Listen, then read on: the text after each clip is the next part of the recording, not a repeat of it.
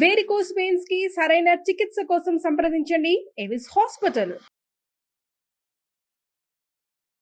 ఘోష ప్రఘోష శమనాయ మధో గుణేన మధ్యే బబంధ జననీ నవనీత చోరం తద్బంధనం త్రిజగతాముదరాశ్రయాణం ఆక్రోశ కారణమహో నితరాం బభూవ. భాగవత కథాసుతకి స్వాగతం. చాణూర ముష్టికుల్ని సంహరించిన అనంతరం కృష్ణుడు కంసుణ్ణి సంహరించాడు. కంస వధ తర్వాత తన అమ్మా నాన్నల దగ్గరికి వెళ్ళాడు. అయితే మొదట పిల్లల్ని చూసి ఇంత లోకోత్తరమైన కార్యాలు చేసేవాళ్ళని లోకేశ్వరులుగా భావించి పిల్లలని దరి చేరలేదట వసుదేవుడు దేవకిదేవి. అయితే కృష్ణుడు వారిని తన విష్ణుమాయలో కప్పివేసి మళ్ళీ తమ సంతానం పట్ల వాళ్ళకి ఆసక్తిని కలగజేశాడు. పిల్లల్ని కౌగిలించుకుని చాలా సంతోషించారు. ఈయన ఎట్లా పాదాలు పట్టుకుని అమ్మా నాన్నకి చెప్పాడు, మీ సంతానం అయి పుట్టి కూడా మేము మిమ్మల్ని ఏ రకంగానూ రక్షించలేదు, మా దారిని మేము ఉన్నాము. మేము వ్యక్తులు మానవులుగా పుట్టిన వాళ్ళు ఏం చేయాలి? తల్లిదండ్రుల్ని, వయోవృద్ధుల్ని, చిన్న బిడ్డల్ని, గురువుల్ని, బ్రాహ్మణుల్ని, సాధువుల్ని మొదలైన వాళ్ళని సమర్థులై ఉండి కూడా పోషించకుండా ఉంటారో వాళ్ళు బతికి కూడా వృధా. మేము మిమ్మల్ని వదిలిపెట్టేసి మా దారిని మేము ఉన్నాము, మీకు చాలా ఓర్పు ఎక్కువ, మా కారణంగానే మిమ్మల్ని కంసుడు చెరసాల్లో పెట్టి బాధిస్తున్నా కూడా సామర్థ్యం ఉండి కూడా, వారించగలిగిన సామర్థ్యం ఉండి కూడా మేము దయమాలిపోయి క్రూరులుగా ఉండి మా దారిని మేము కపట వేషాలు వేసుకుంటూ ఉన్నాము, మా లోపాలు మన్నించండి అని చెప్పి. అంటే నాకు బుద్ధి లేదు నాన్న, నేను బాగా చూసుకోవాల్సింది, నేను సరిగా చూడలేదంటే, లేదు నాయన నీకంటే నాకెవరెక్కువ అంటాడు తండ్రి. వ్యామోహంలో పడిపోతారు ఆ మాటలకి. అట్లా వాళ్ళకి సంతోషం కలిగించే చాలా మాటలు చెప్పాడట కృష్ణుడు, మోహింపజేసేసాడు. అట్లా మోహింపజేసి వాళ్ళు చాలా ఆనందంతో పిల్లల్ని తమ కుమారులని ఒళ్ళో కూర్చోబెట్టుకున్నారు. ప్రేమాతిశయంతో మాటలు రాక మౌనం వహించారు. కన్నీళ్లతో కుమారుల శిరస్సులు తడిపేశారు. అసలు వదిలిపెట్టకుండా కుమారులిద్దరినీ కౌగులించుకుని ఉండిపోయారట తల్లి తండ్రి అయిన దేవకి వసుదేవులిద్దరు. కాసేపటికి వాళ్ళు స్వాంతనం చెందాక తల్లికి తండ్రి అయినటువంటి ఉగ్రసేన మహారాజును చూసి కృష్ణుడు ఇట్లా చెప్పాడట, రాజేంద్ర, ఏయాతి శాపం వల్ల వీరులైనప్పటికీ యాదవులు రాజపీఠం అధిష్ఠించడానికి వీల్లేదు. కాబట్టి ఈ భూమికి నీవే అధిపతిగా ఉండు, మేము నిన్ను సేవిస్తాం, మేము రాజ్యం తీసుకోము. అంటే రాజు కృష్ణుడి చేతిలో మరణించాడు. ఇప్పుడు రాజు ఎవరవ్వాలి? అయితే కృష్ణుడు అవ్వాలి, లేకపోతే వాళ్ళ అన్నయ్య అవ్వాలి, అది కాకపోతే వాళ్ళ నాన్న అవ్వాలి. కానీ ఈయన ఒప్పుకోలేదు. కృష్ణుడు ఏం చెప్పాడంటే, మాకు రాజ్యపీఠార్హత లేదు, కాబట్టి నువ్వు రాజ్యాన్ని తీసుకో. ఇతర రాజులంతా మేము నిన్ను సేవిస్తూ ఉంటాం కాబట్టి ఇతర రాజులందరూ నీకు కప్పం చెల్లిస్తారు. రాజులేమిటి, దేవతలైనా నీకు కప్పం చెల్లించవలసిందే. కాబట్టి అందరూ నిన్ను శిరసావహిస్తారు. వేడుకతో రాజ్య పరిపాలనానికి సిద్ధపడు, నువ్వు తప్పకుండా రాజ్యం చేయమని ఉగ్రసేన మహారాజుకు చెప్పాడు. ఈ విధంగా పలికి ఏం చేశాడు ఈయన? మధురా నగరానికి రాజుగా ఉగ్రసేన మహారాజుని అభిషేకం చేయించాడు. తర్వాత ఏమైంది? కృష్ణుడు పూర్వం కంసుడి భయం వల్ల ఇతర దేశాల్లో అక్కడ ఇక్కడ పారిపోయి తలదాచుకున్నటువంటి తమ జ్ఞాతులు చుట్టాలు అయిన యదువులు, వృష్టులు, భోజులు, మధువులు, దశార్హులు, కుకురులు, అంధకులు ఆదిగా కలిగినటువంటి వాళ్ళందరినీ పిలిచాడు. వీళ్ళందరూ ఏంటంటే అన్నదమ్ములు, అక్క చెల్లెళ్ళ పిల్లలు, అన్నదమ్ములే, జ్ఞాతులని చెప్తున్నారు. ఇన్ని వంశాలకు చెందిన వాళ్ళని కూడా పిలిచాడు. ఇప్పుడు అంధక వంశం కాదు, వీళ్ళలో దశార్హ వంశానికి చెందిన వాడే అక్రూరుడు, అన్నదమ్ముల వరుస వాళ్ళందరినీ పిలిపించి వాళ్ళకి కలిగేలాగా ధనాధికాల్ని బహుకరించి వాళ్ళ సొంత ఇళ్లలో, అంటే ఇళ్ళు వదిలిపెట్టి పారిపోయారు, వాళ్ళ ఇళ్లలో వాళ్ళు ఉండేలాగా ఏర్పరిచాడట. తర్వాత ఏమనుకున్నారు? ఆ మధురా నగరంలో ఉన్న పట్టణంలో ఉన్న వాళ్ళంతా చాలా సంతోషంగా కలిసి ఉంటూ ఎంత బాగున్నారో అట. అప్పుడు ఈయన ఏం చేశాడంటే, కృష్ణుడు, బలరాముడు నందుడి దగ్గర కూర్చున్నారు. మేము తండ్రిని చూడలేదు, తల్లిని చూడలేదు, యశోదాదేవి నువ్వు మీ ఇద్దరే మా తల్లిదండ్రులని భావిస్తూ ఉన్నావు. ఇంతకుముందు ఎవ్వరు ఏ తల్లిదండ్రులు తమ పిల్లల్ని ఇంత గారాభంగా పెంచల, అంత గారాభంగా మీ ఇద్దరు మమ్మల్ని ఇద్దరిని పెంచారు. మీ మంచితనం వల్లే, మీ గొప్పతనం వల్లే ఏ వయసుకు తగిన ఆట ఆ వయసుకు ఆడుకుంటూ మేము హాయిగా పెరిగాం మీ నీడలో. ఇక్కడ మధురా నగరంలో ఉన్న చుట్టాలందరికీ మేలు కలిగించి పట్టణంలో ఉన్న వాళ్ళందరూ సుఖశాంతులతో ఉన్నారని చూసుకుని అప్పుడు మేము మళ్ళీ రేపల్లెకి వస్తాము, మన వాళ్ళందరికీ చెప్పండి అని చెప్పాడు. మీరు గోకులంలో ఎంతో ప్రేమతోటి మమ్మల్ని ఎంత బాగా చూసుకున్నారో ఆ ప్రేమని, ఆ ప్రేమాతిశయాన్ని, ఆ ఆపేక్షని మేము ఎప్పటికీ మర్చిపోలేము అని చెప్పి కృష్ణుడు ఆ వస్త్రాలు, ఆభరణాలు వాటితోటి అందరికీ బహుకరించి వచ్చిన గోపాలకులందరికీ నందుడి వంశం వారికి, నందుని స్నేహితులు, ఆయన వెనకాలుండే సేవక జనం మొత్తం అందరినీ కూడా చక్కగా తగు రీతిన సన్మానించి పంపించేశాడు వెనక్కి. దుఃఖపడుతూ నందుడు యశోదకి ఏం చెప్పాలి, గోపికలందరూ ఇతని కోసం వేచి ఉంటారు, వాళ్ళకి ఏం చెప్పాలి, రేపు పల్లెలో ఉన్న వాళ్ళంతా కృష్ణుడేడి బలరాముడేడి అంటే ఏం చెప్పాలో తెలియక ఈ కొడుకుని వదిలిపెట్టడానికి మనసు రాక దూడని వదిలిపెడుతున్న ఆవులాగా అమిత దుఃఖంతో నందుడు మిగిలిన వేపర్లకు చెందినటువంటి జనం అంతా కలిసి తిరిగి వెనక్కి వెళ్ళిపోయారట. అయితే అనంతరం వసుదేవుడు చాలా గొప్ప చరిత్ర కలిగిన తన కుమారులకి గర్గుడు మొదలైన బ్రాహ్మణ పురోహితుల సన్నిధిలో యథావిధిగా ఉపనయన సంస్కారం జరిపించాడు. ఉపనయన సంస్కారం చేసిన తర్వాత విద్యాభ్యాసానికి పంపిస్తారు. మామూలుగా పిల్లలకి ఏం చేసేవాళ్ళంటే అప్పట్లో గర్భాష్టమం అని 7 ఏళ్ళు నిండుతూ ఉండగానే ఉపనయనం చేసి విద్యాభ్యాసానికి గురుకులానికి పంపేవాళ్ళు. ఎక్కడ ఈ క్షత్రియుల ఇళ్లల్లో పెరిగితే కనుక ఈ అబ్బాయి క్షత్రియులైనప్పటికీ గోపాలుల వంశంలో పెరిగాడు. క్షత్రియులే కానీ గోపాలకుల వంశంలోకి గోవులను పాలించే వాళ్ళ దగ్గర పెరగటంతో వాళ్ళకి ఉపనయన సంస్కారాలు అవి అలవాటు లేవు. ఏ వయసుకి తగిన పనులు ఆ వయసుకి నేర్పించటమే వాళ్ళ పద్ధతి. ఆ పద్ధతి ప్రకారం అక్కడ పెరిగాడు. ఇక్కడికి వచ్చేసరికల్లా ఇంచుమించుగా 15 నుండి 16 సంవత్సరాల వయసు వచ్చేస్తుంది. ఇద్దరు 16, 17 ఒక ఏడాది తేడాతోటి అంత వయసున్న పిల్లలే. అప్పుడు ఉపనయన సంస్కారం చేశాడు. కాబట్టి కృష్ణుడు కూడా వయసు దాటాకే ఉపనయనం చేసుకున్నాడు అనమాట. ఈ ఉపనయనం అయిన తర్వాత ఏం చేశాడు, అందరి నుంచి చక్కగా మంచి మంత్రాలు అవి అందుకుని ఈ ఉపనయనం జరిగిన తర్వాత ఏం చేశారు, ఈ పిల్లలిద్దరిని విద్యాభ్యాసానికి పంపాలనుకున్నారు. ఈ ఉపనయనం సందర్భంలో ఎంతమందో బ్రాహ్మణులకి ఆవులు, బంగారము ఎన్నో దానం చేసేట. కుమారుడు పుట్టగానే 10,000 ఆవుల్ని దానం చేస్తానని మనసుతోటి సంకల్పించిన వాడు ఉపనయనం అప్పుడు ఆ ఆవులన్నిటినీ దానం చేశాడు. తను ఎట్లా సంకల్పించుకున్నాడో ఆ రకంగా దానాలు చేసేసాడట. తర్వాత ప్రత్యక్ష దానం అప్పుడు మనసులో చేశాడు. యాచకులకి వాళ్ళకి ఏవేవి కావాలంటే అవేవి సమర్పించేట. ఈ విధంగా బ్రహ్మచర్య వ్రతాన్ని తీసుకున్నటువంటి బలరామకృష్ణులు అందరిలాగానే ఎట్లా భూమిలో ఉన్న రాజకుమారులంతా ఏ రకంగా అయితే విద్యాభ్యాసం చేస్తారో అదే రకంగా విద్యాభ్యాసానికి బయలుదేరారు. సమస్తం తెలుసు వాళ్ళకి, జగద్గురువులు, ప్రపంచానికే నేర్పగలిగిన వాళ్ళు. అయినా కూడా మానవుల విధానం ప్రకారం చేయవలసిందే. మనిషిగా పుట్టాం కాబట్టి మనుషులు ఏం చేస్తారు, మానవులు ఎట్లా ప్రవర్తిస్తారు, విద్యని ఎట్లా పొందుతారు. గురూపదేశం లేకపోతే మానవులకు పనికిరాదు, గురూపదేశం ఉండాలి. అంచేత వీళ్ళిద్దరూ ఏం చేశారు, సరి అయిన ఆచార్యుణ్ణి వెతుక్కుంటూ బయలుదేరారట. ఈ రామకృష్ణులు గొప్ప వైభవాలకి కాణాచైన కాశీపట్టణం చేరుకున్నారు. అక్కడ అవంతి పట్టణ వాస్తవ్యుడైన సాందీపని అనే పండితోత్తముడిని దర్శించారు. గురువుని వాళ్లే వెతుక్కున్నారని చెప్తున్నారండి.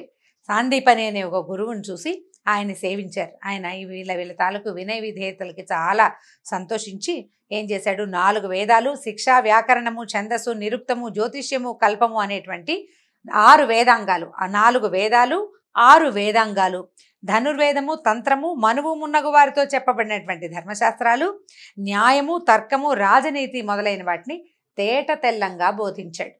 వీళ్ళు ఏమిటంటే ఒకసారి వింటే వచ్చేస్తుంది, వాళ్ళ లక్షణం అది. అక్కడి నుంచి ఎలాంటి వాళ్ళంటే అమిత నేర్పరులు. 64 కళల్ని 64 రోజుల్లో ఒక్కొక్కడు ఒక్కొక్క కళావంతుడి దగ్గర నుంచి నేర్చుకున్నారు. మామూలుగా ఈ గురువుగారు చెప్పే విద్యలు ముందు చెప్పబడ్డాయి. 64 కళలు నేర్చుకోవాలంటే కళలు చెప్పే వాళ్ళు వేరే ఉంటారు.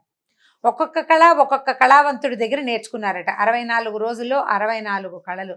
ఈ గురువులకే గురువులైన వాళ్ళు, ఇతడు ఎక్కువ అతడు తక్కువ అనే భేదభావం లేకుండా ప్రకాశించు లోక గురువులైనటువంటి రామకృష్ణులు సంతోషంతో గురు శిష్య న్యాయంతో తమ తాలూకు ఉపాధ్యాయుడైనటువంటి సాందీపనిని సేవించారు. గురు సేవలో ఎక్కడా భేదం రానివ్వలేదు. వాళ్ళు ప్రపంచాలకే గురువులైనప్పటికీ గురువుని యథావిధిగా సేవించి ఆయన దగ్గర నుంచి అన్ని విద్యలు నేర్చుకున్నారు. అయితే సరే, ఇలా కృతార్థులు మొత్తం చదువంతా అయిపోయింది. చదువైపోయాక అప్పట్లో ఏం చేసేవాళ్ళు, విద్యార్థులు చదువుతూ ఉండగా వాళ్ళ దగ్గర నుంచి ఫీజులు అవి వసూలు చేసే రోజులు కావవి. తర్వాత గురుదక్షిణ ఏదైనా స్వీకరించేవాళ్ళు. ఇంత ప్రతిభావంతులుగా కనపడుతున్నటువంటి ఈ పిల్లలు వాళ్ళు తమ ఏదైనా చేయగలరని భావించి సాందీపని తన భార్యతోటి ఆలోచించుకుని, ఈ సాందీపని మహాముని ఏం చేశాడంటే రామకృష్ణులతోటి ఇట్లా అన్నాడట, నాయన మా కుర్రవాడు, మా పిల్లవాడు, నాకు ఒక కుమారుడు ఉన్నాడు. పూర్వం సముద్రంలో ప్రభాసం అనే తీర్థంలో, అంటే సముద్ర తీరాల్లో ప్రభాస తీర్థం అని ఒక తీర్థం, అదే ఇప్పటిది మన గుజరాత్లోని సోమనాథ్ క్షేత్రం ప్రభాస తీర్థం అంటారు. చాలా విచిత్రంగా శ్రీకృష్ణుడు అవతారం చాలించింది కూడా ప్రభాస తీర్థంలోనేనండి.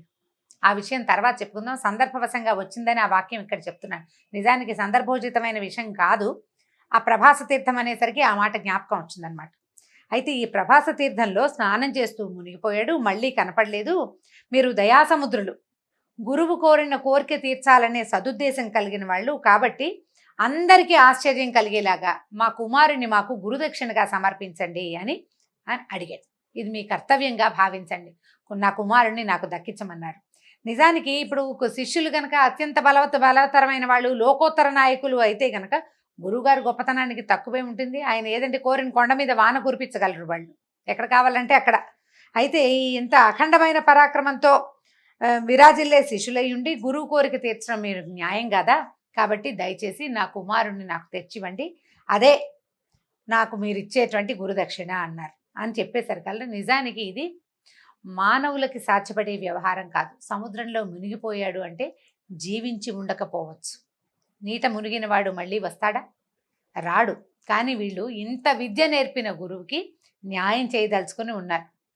చేయదలుచుకుని ఉండి ఇద్దరు ఏం చేశారు, ఆ మంచి పెద్ద రథం ఒకటి దాన్ని ఎక్కి సముద్రం దగ్గరికి వెళ్ళారు. ప్రభాస తీర్థానికి వెళ్ళారనమాట. సరే, ఎదురులేని రథం, బ్రహ్మాండమైన రథం. ఈ సముద్రుడి దగ్గరికి వెళ్ళి ఏమన్నారు, సముద్రుడా, మంచి బుద్ధితో సద్బుద్ధి కలిగిన వాడివై మా గురువుగారు అబ్బాయిని తెచ్చి మాకు అప్పచెప్పు.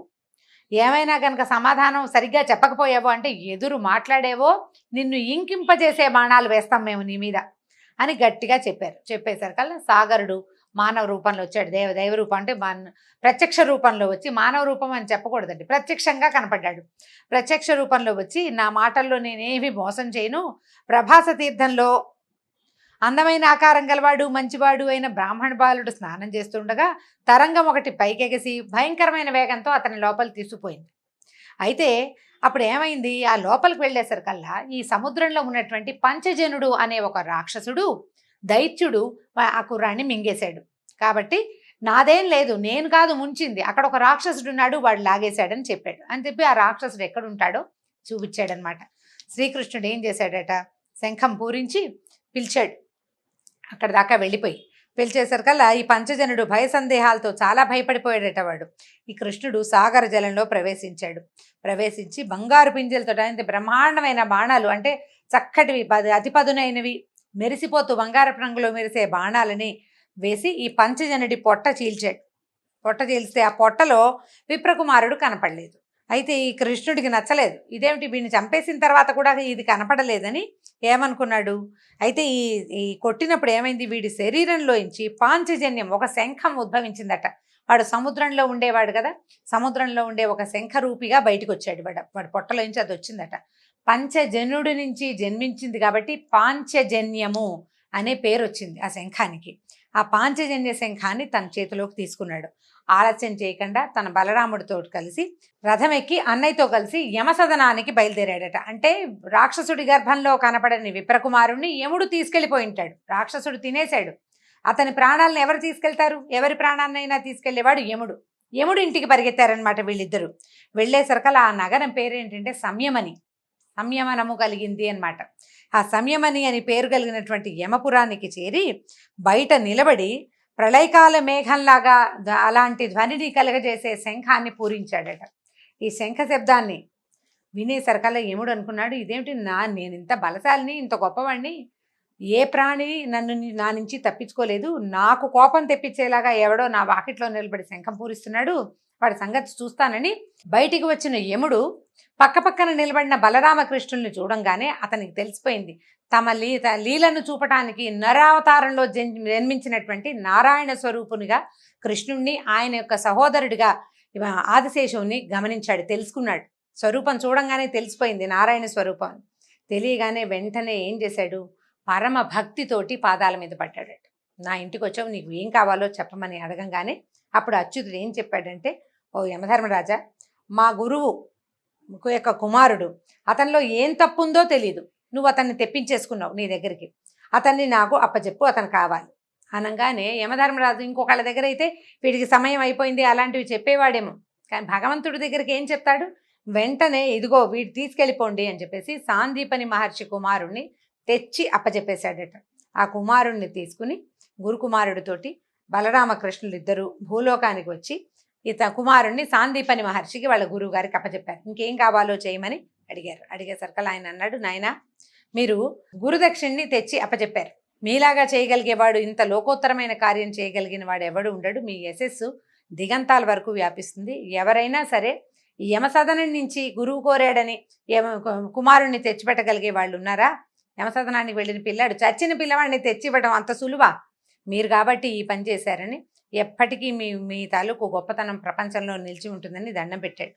పెట్టి తర్వాత నేను ధన్యుణ్ణయ్యానని వాళ్ళని దీవించి ఇద్దరిని పంపించేశాడు. ఆ తర్వాత ఏం చేశారు, వీళ్ళిద్దరూ చక్కగా రథం ఎక్కి మధురా నగరానికి బయలుదేరి వెళ్ళిపోయారు. మనం భాగవత్ కథ సుధా చివరిలోకి వచ్చేస్తున్నామండి. విద్యాభ్యాసం కూడా పూర్తి చేసుకుని వచ్చిన తర్వాత కృష్ణుడు చేసిన ఎన్నో లోకోత్తర క్రియలని అన్నిటినీ మనం చెప్పుకోలేకపోతాం. ఇంకొక 4 భాగాల్లో భాగవతం పూర్తి చేసేసుకుంటాం. అంటే మార్గళి పూర్తయ్యేసరికి మన భాగవత్ కథాసుధ అయిపోతుంది. రుక్మిణి కళ్యాణంతో ఈ కథను ఆపుకుందాం. ఈ 4 భాగాల్లో కృష్ణుడు మహాభారతంలో ఉన్న పాత్రలతోటి కూడా ఇక్కడి నుంచి పరిచయం మనకి భాగవతంలో ఏర్పడుతుంది. ఆ కథా విశేషాలను రేపు తెలుసుకుందాం. నమస్కారం.